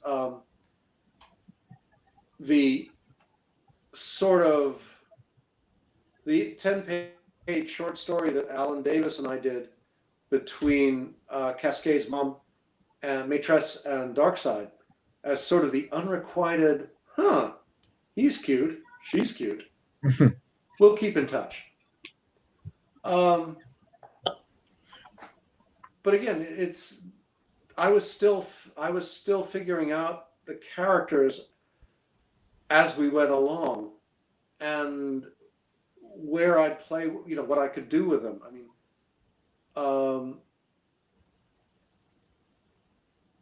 and stuff got lost in the wayside, which is nice in a way, because since they're mine, I can revisit them down the road.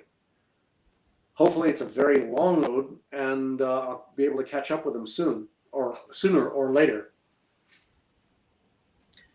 So Sovereign 7 was the first attempt of DC to do a creator-owned book in response to Image Comics. Do you regret not being able to join the Image Comics? I know there are plans for you to participate in the Image Foundation with Jules Portacio, but that didn't come about.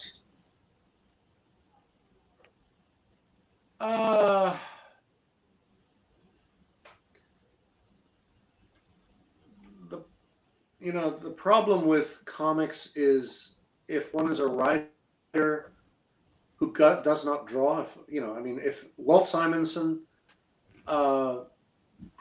Frank Miller, Howard Chaykin can get away with anything because they can draw and write. Those of us who can only do one thing, like write, are at a disadvantage because we have to find an artist who is willing to work with us and then find a publisher who's willing to foot the bill. Which is challenging. The problem at Marvel and DC is they have so much material that is wholly owned by the corporations. What incentive do they have to publish material that's creator owned?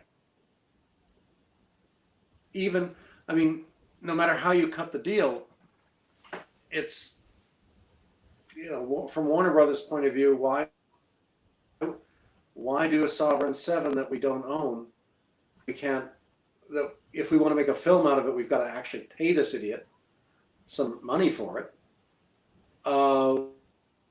When we could just do Superman and have a time. I spend $100 million on a project that might work when we can spend $200 million on a project that will work. Or will, Justice League proves that thinking wrong, though. Yeah, I've had plans for what? I would say Justice League proves that thinking wrong. No, they're throwing another $70 million at it. to try again. You know, the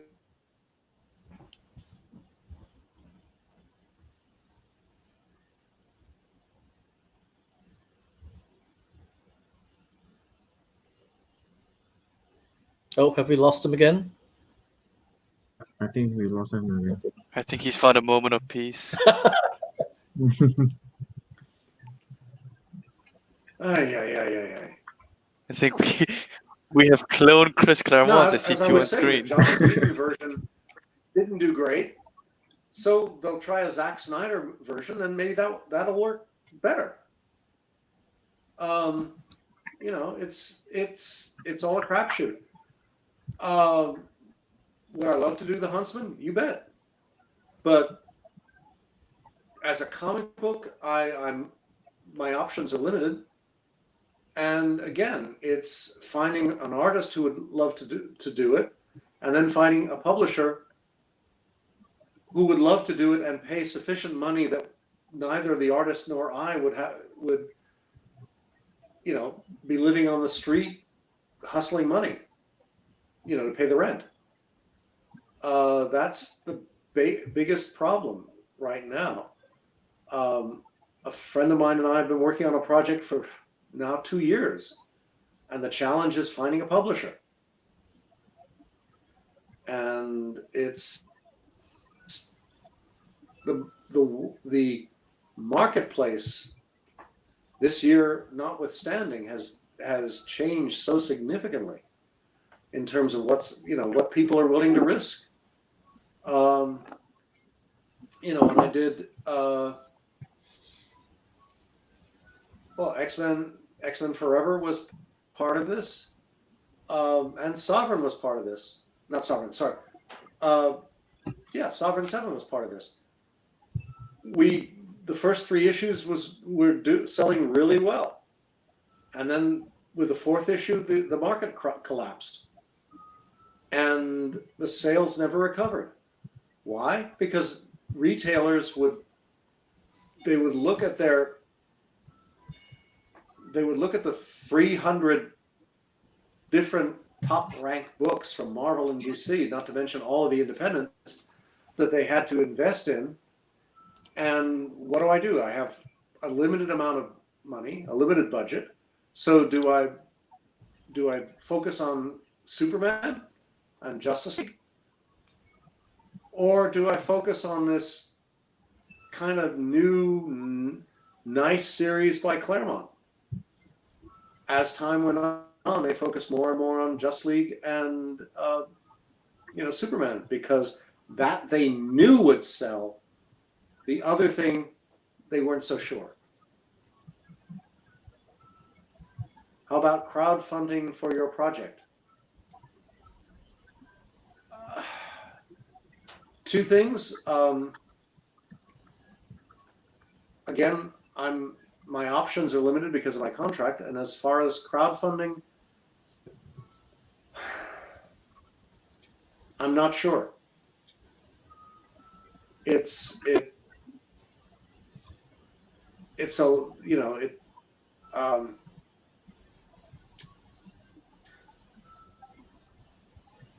the crowdfunding is, you've got to somehow focus in on it. Again, who know what they're doing. We have some support here already.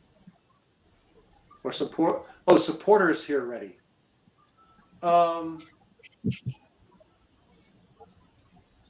Well, contact me. Drop me a line online. You know, to either, I guess, Instagram or Facebook. And we'll see where it goes. I don't know. It's a crapshoot, and I'm lousy with craps. The game of craps.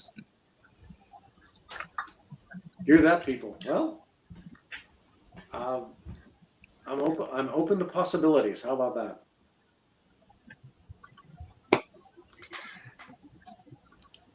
Is there anyone you would like to work with now, artists specifically? Sure, who you got in mind? I'm out of sync with a lot of the current clutch of who's cool and who's not. I think for me, the trick is not so much working with someone, but how long one gets to work with them. Most artists I find take about 3 or 4 issues to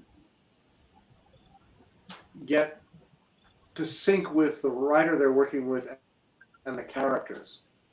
So that Dave and I finally hit our stride really well with, conveniently, X-Men 98. 97 was good, 98 was better, 99 was better, 100 we just knocked it out of the park, and from that point on we were just having a good time. Yes, this issue will create Phoenix. That's next episode, Leprechauns. But The logical conclusion.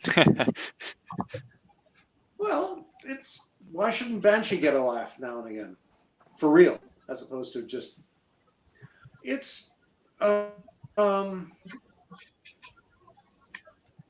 problem these days is that artists get bounced around a lot. There doesn't seem to be as many, they don't seem to stick on a title for as long as they used to. Herb Trimpe staying on the Hulk for 7 years. Jack staying on the FF for 10. It gets complicated. And the problem here is as soon as or before you get in sync with an artist, he or she gets bounced to a better book or a different book or something else, something happens. And it just gets very stressful and complicated. In your opinion, do you think fans have a larger say or influence with today's comic book storylines due to social media like Facebook? Haven't a clue. In the old days, it was easier because by the time we got reactions to the story, I was already 4 months ahead. So if they loved it or hated it, there's nothing much I could do. These days, the basic problem is the only influence that really, really matters is the box office. If I do what I think is a great series and nobody buys it, it becomes a self-fulfilling prophecy. If I do a great series and more people buy issue 4 than buy issue 1, then there are possibilities. But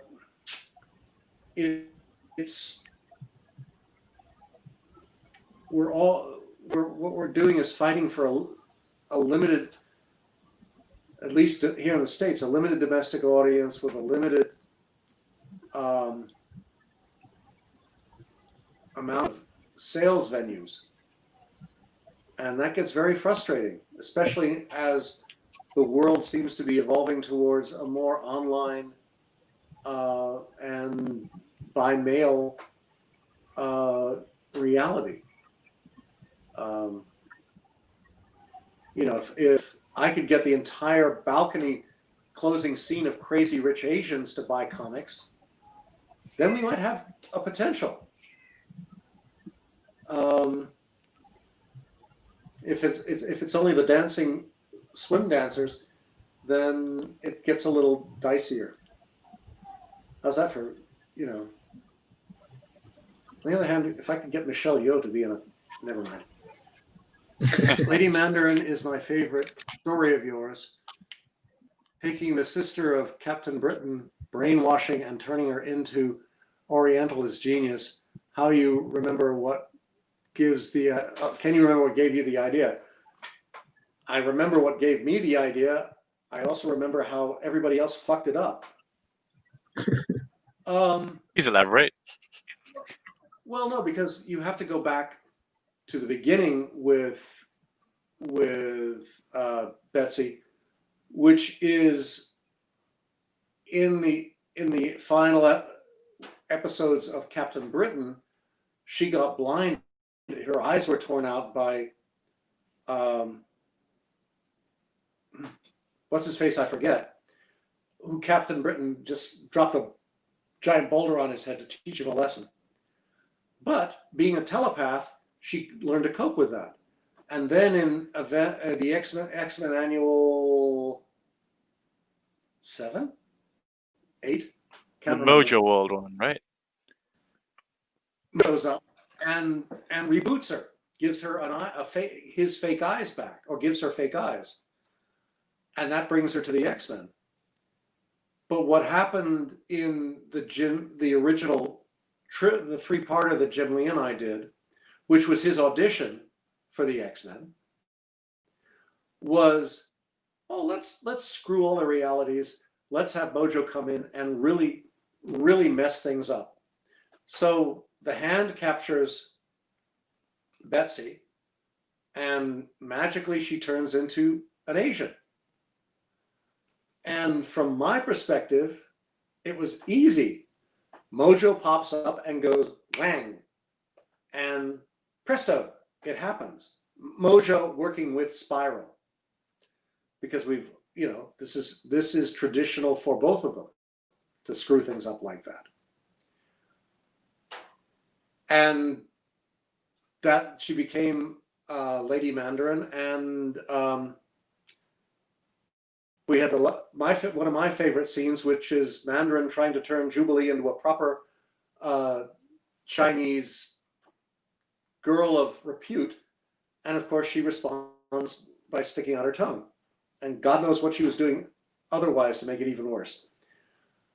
But see, this is me, like another 12-year-old girl being a pain in the ass to people like Mandarin and Charlie, who should know better. And then she fights through to the end, and the whole thing was going to end, the three-parter was going to end with her reverting back to being Betsy. Except the audience response was so positive and so overwhelming, we decided, let's stick around for as long as we can get away with it. Which turned out to be a lot of fun. And then, after I left, Fabian, I think, had the idea, we have to explain this. And so you get the whole mishegas with, well, the Hand did a thing where they transposed Betsy into Quanon. Was that her? Yeah, with Revenge and that weird plotline. Oh, Revanche. Sorry. Yeah. And you suddenly had two people and it was like, oh, for God's sake. A, it takes all the fun out of it. And B, suddenly you have a complication that is very hard to explain. And undoing it is a real pain in the neck. And then Alan and I decided, screw it. We'll just make everybody across time, they will all become, as Betsy is now, Anglo-Asian. And now, of course, they, thanks to whatever's going on in the current storyline, they've quote unquote fixed it. But for me, it's like, that's boring. It takes all the fun out of things. It's like, oh, I see. It's like we're living on Krakoa, therefore we have a whole list of rules that we cannot violate. And that's why I probably wouldn't, because my first instinct would be to have a character within that environment, like Gambit, basically say, screw you, and try to muck it up. So the name Psylocke idea, yes, it was my idea. Any interesting before stories before to we share actually, sorry, Chris, before you start taking the question, I just like to remind Yeah. that probably we can only take one last question, and we'll just call it a day for this round. Yeah, don't want to tire you out too much. I'm Yeah. sure Oh, the I think 2 audience has hours like is- infinite questions. Yeah, it's already been 2 hours. I mean, with the Oh, it's all on right. and off.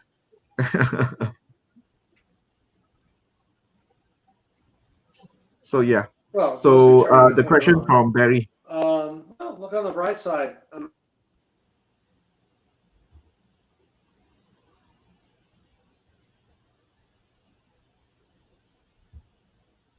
I guess you can't, go for one last one without a Oh, we disconnect. But I guess yeah. this will be the last question. This is how the session will be remembered by the many drop and on of Claremont. The constant plot twists. And of course, the minute Constant cliffhanger. you said one last question, we've been doing this for 2 hours. Everything went dead. Oh, I forgot to do this. The iPad says. Okay. Any interesting stories to share on your excellent Excalibur run with Alan Davis or with Bill Sienkiewicz on New Mutants?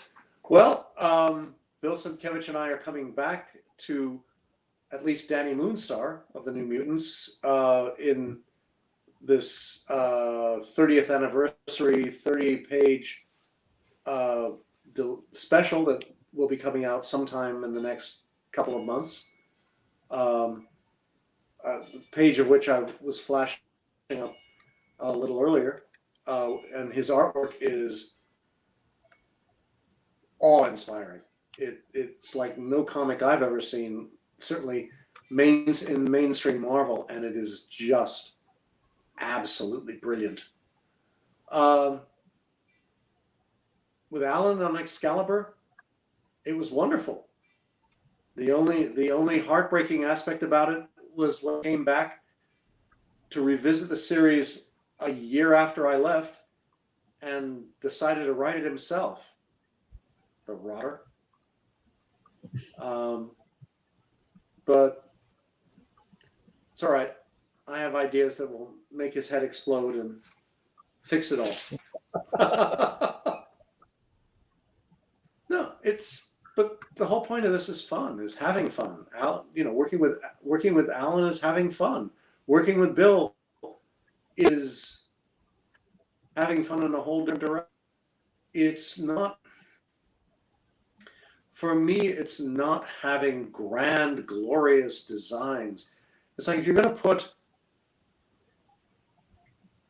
all the mutants in the world on one island,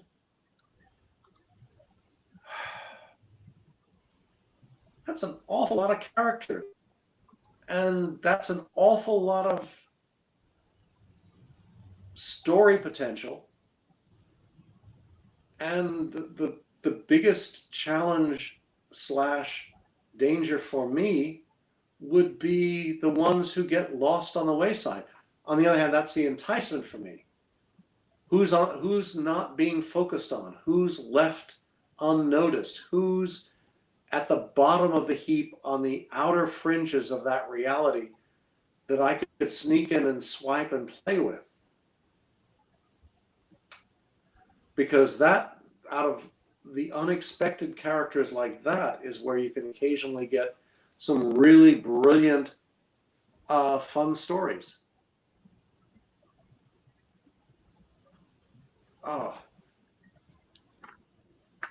your audience is being very kind. Yeah, I think, well, you have been a very great guest, and you've been actually being very patient despite all the technicality that you've been facing. Really appreciate your time spending with us, and let's hope that when the lines get better, when the worlds get I'll just better. blame our fearless leader.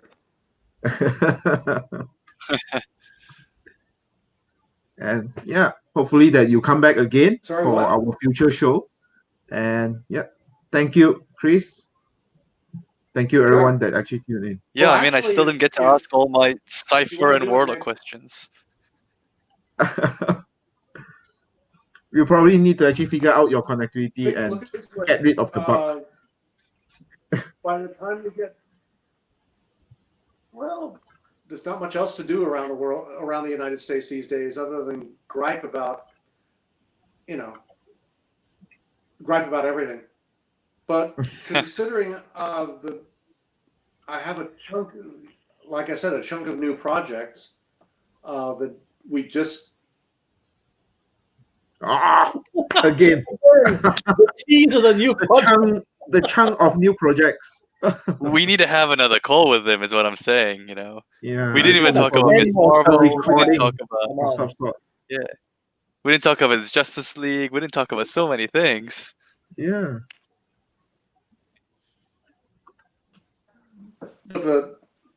You're back. The that the omnibus edition, this 900-page ridiculous, bodybuilding book, which originally was only going to have one original story, which would be the sort of prelude to Days of Future Past, is now going to have two original stories. One is Days of Future Past. The other is a sort of, at least if they accept my pitch, epilogue to the Wolverine miniseries and the aborted wedding of Logan and Mariko, which will bring an unexpected but perfectly logical character into the mix who's there to teach Wolverine a lesson. You may draw your own conclusions from there, but if I can get the right artist for it, oh hell, let's shoot for the moon. Frank Miller. That ought to be pretty fun. Well, looking forward to actually have you come back and actually hang out with us. Well, that's what there'll be a chunk of new projects coming out the next couple of months that will give us real stuff to talk about rather than ancient stuff to talk about, and that could be fun. Might even have movies coming out or being put into production, and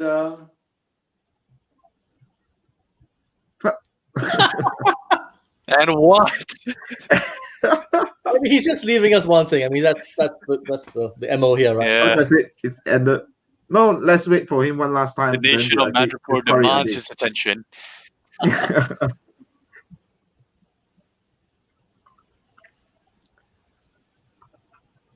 Chris, yes, you're back. so as I said, if anyone has any creative thoughts about kickstarting, let me know. By the way, did I mention Wi-Fi in America sucks? Sorry, just had to let that one. We've gathered. Yeah. We couldn't do this. Yeah, we couldn't tell. It's like, no. You want to know what 5G in America is? Is he doing an This obscene is gesture? 5G. It's busted. No, I'm not doing it just for you. This has been broken for 3 weeks. It's very annoying. I hope Keep that they forgetting actually to get you So I'm up holding it soon. up here, and it's like, whoops. Oh, and I'm delayed too.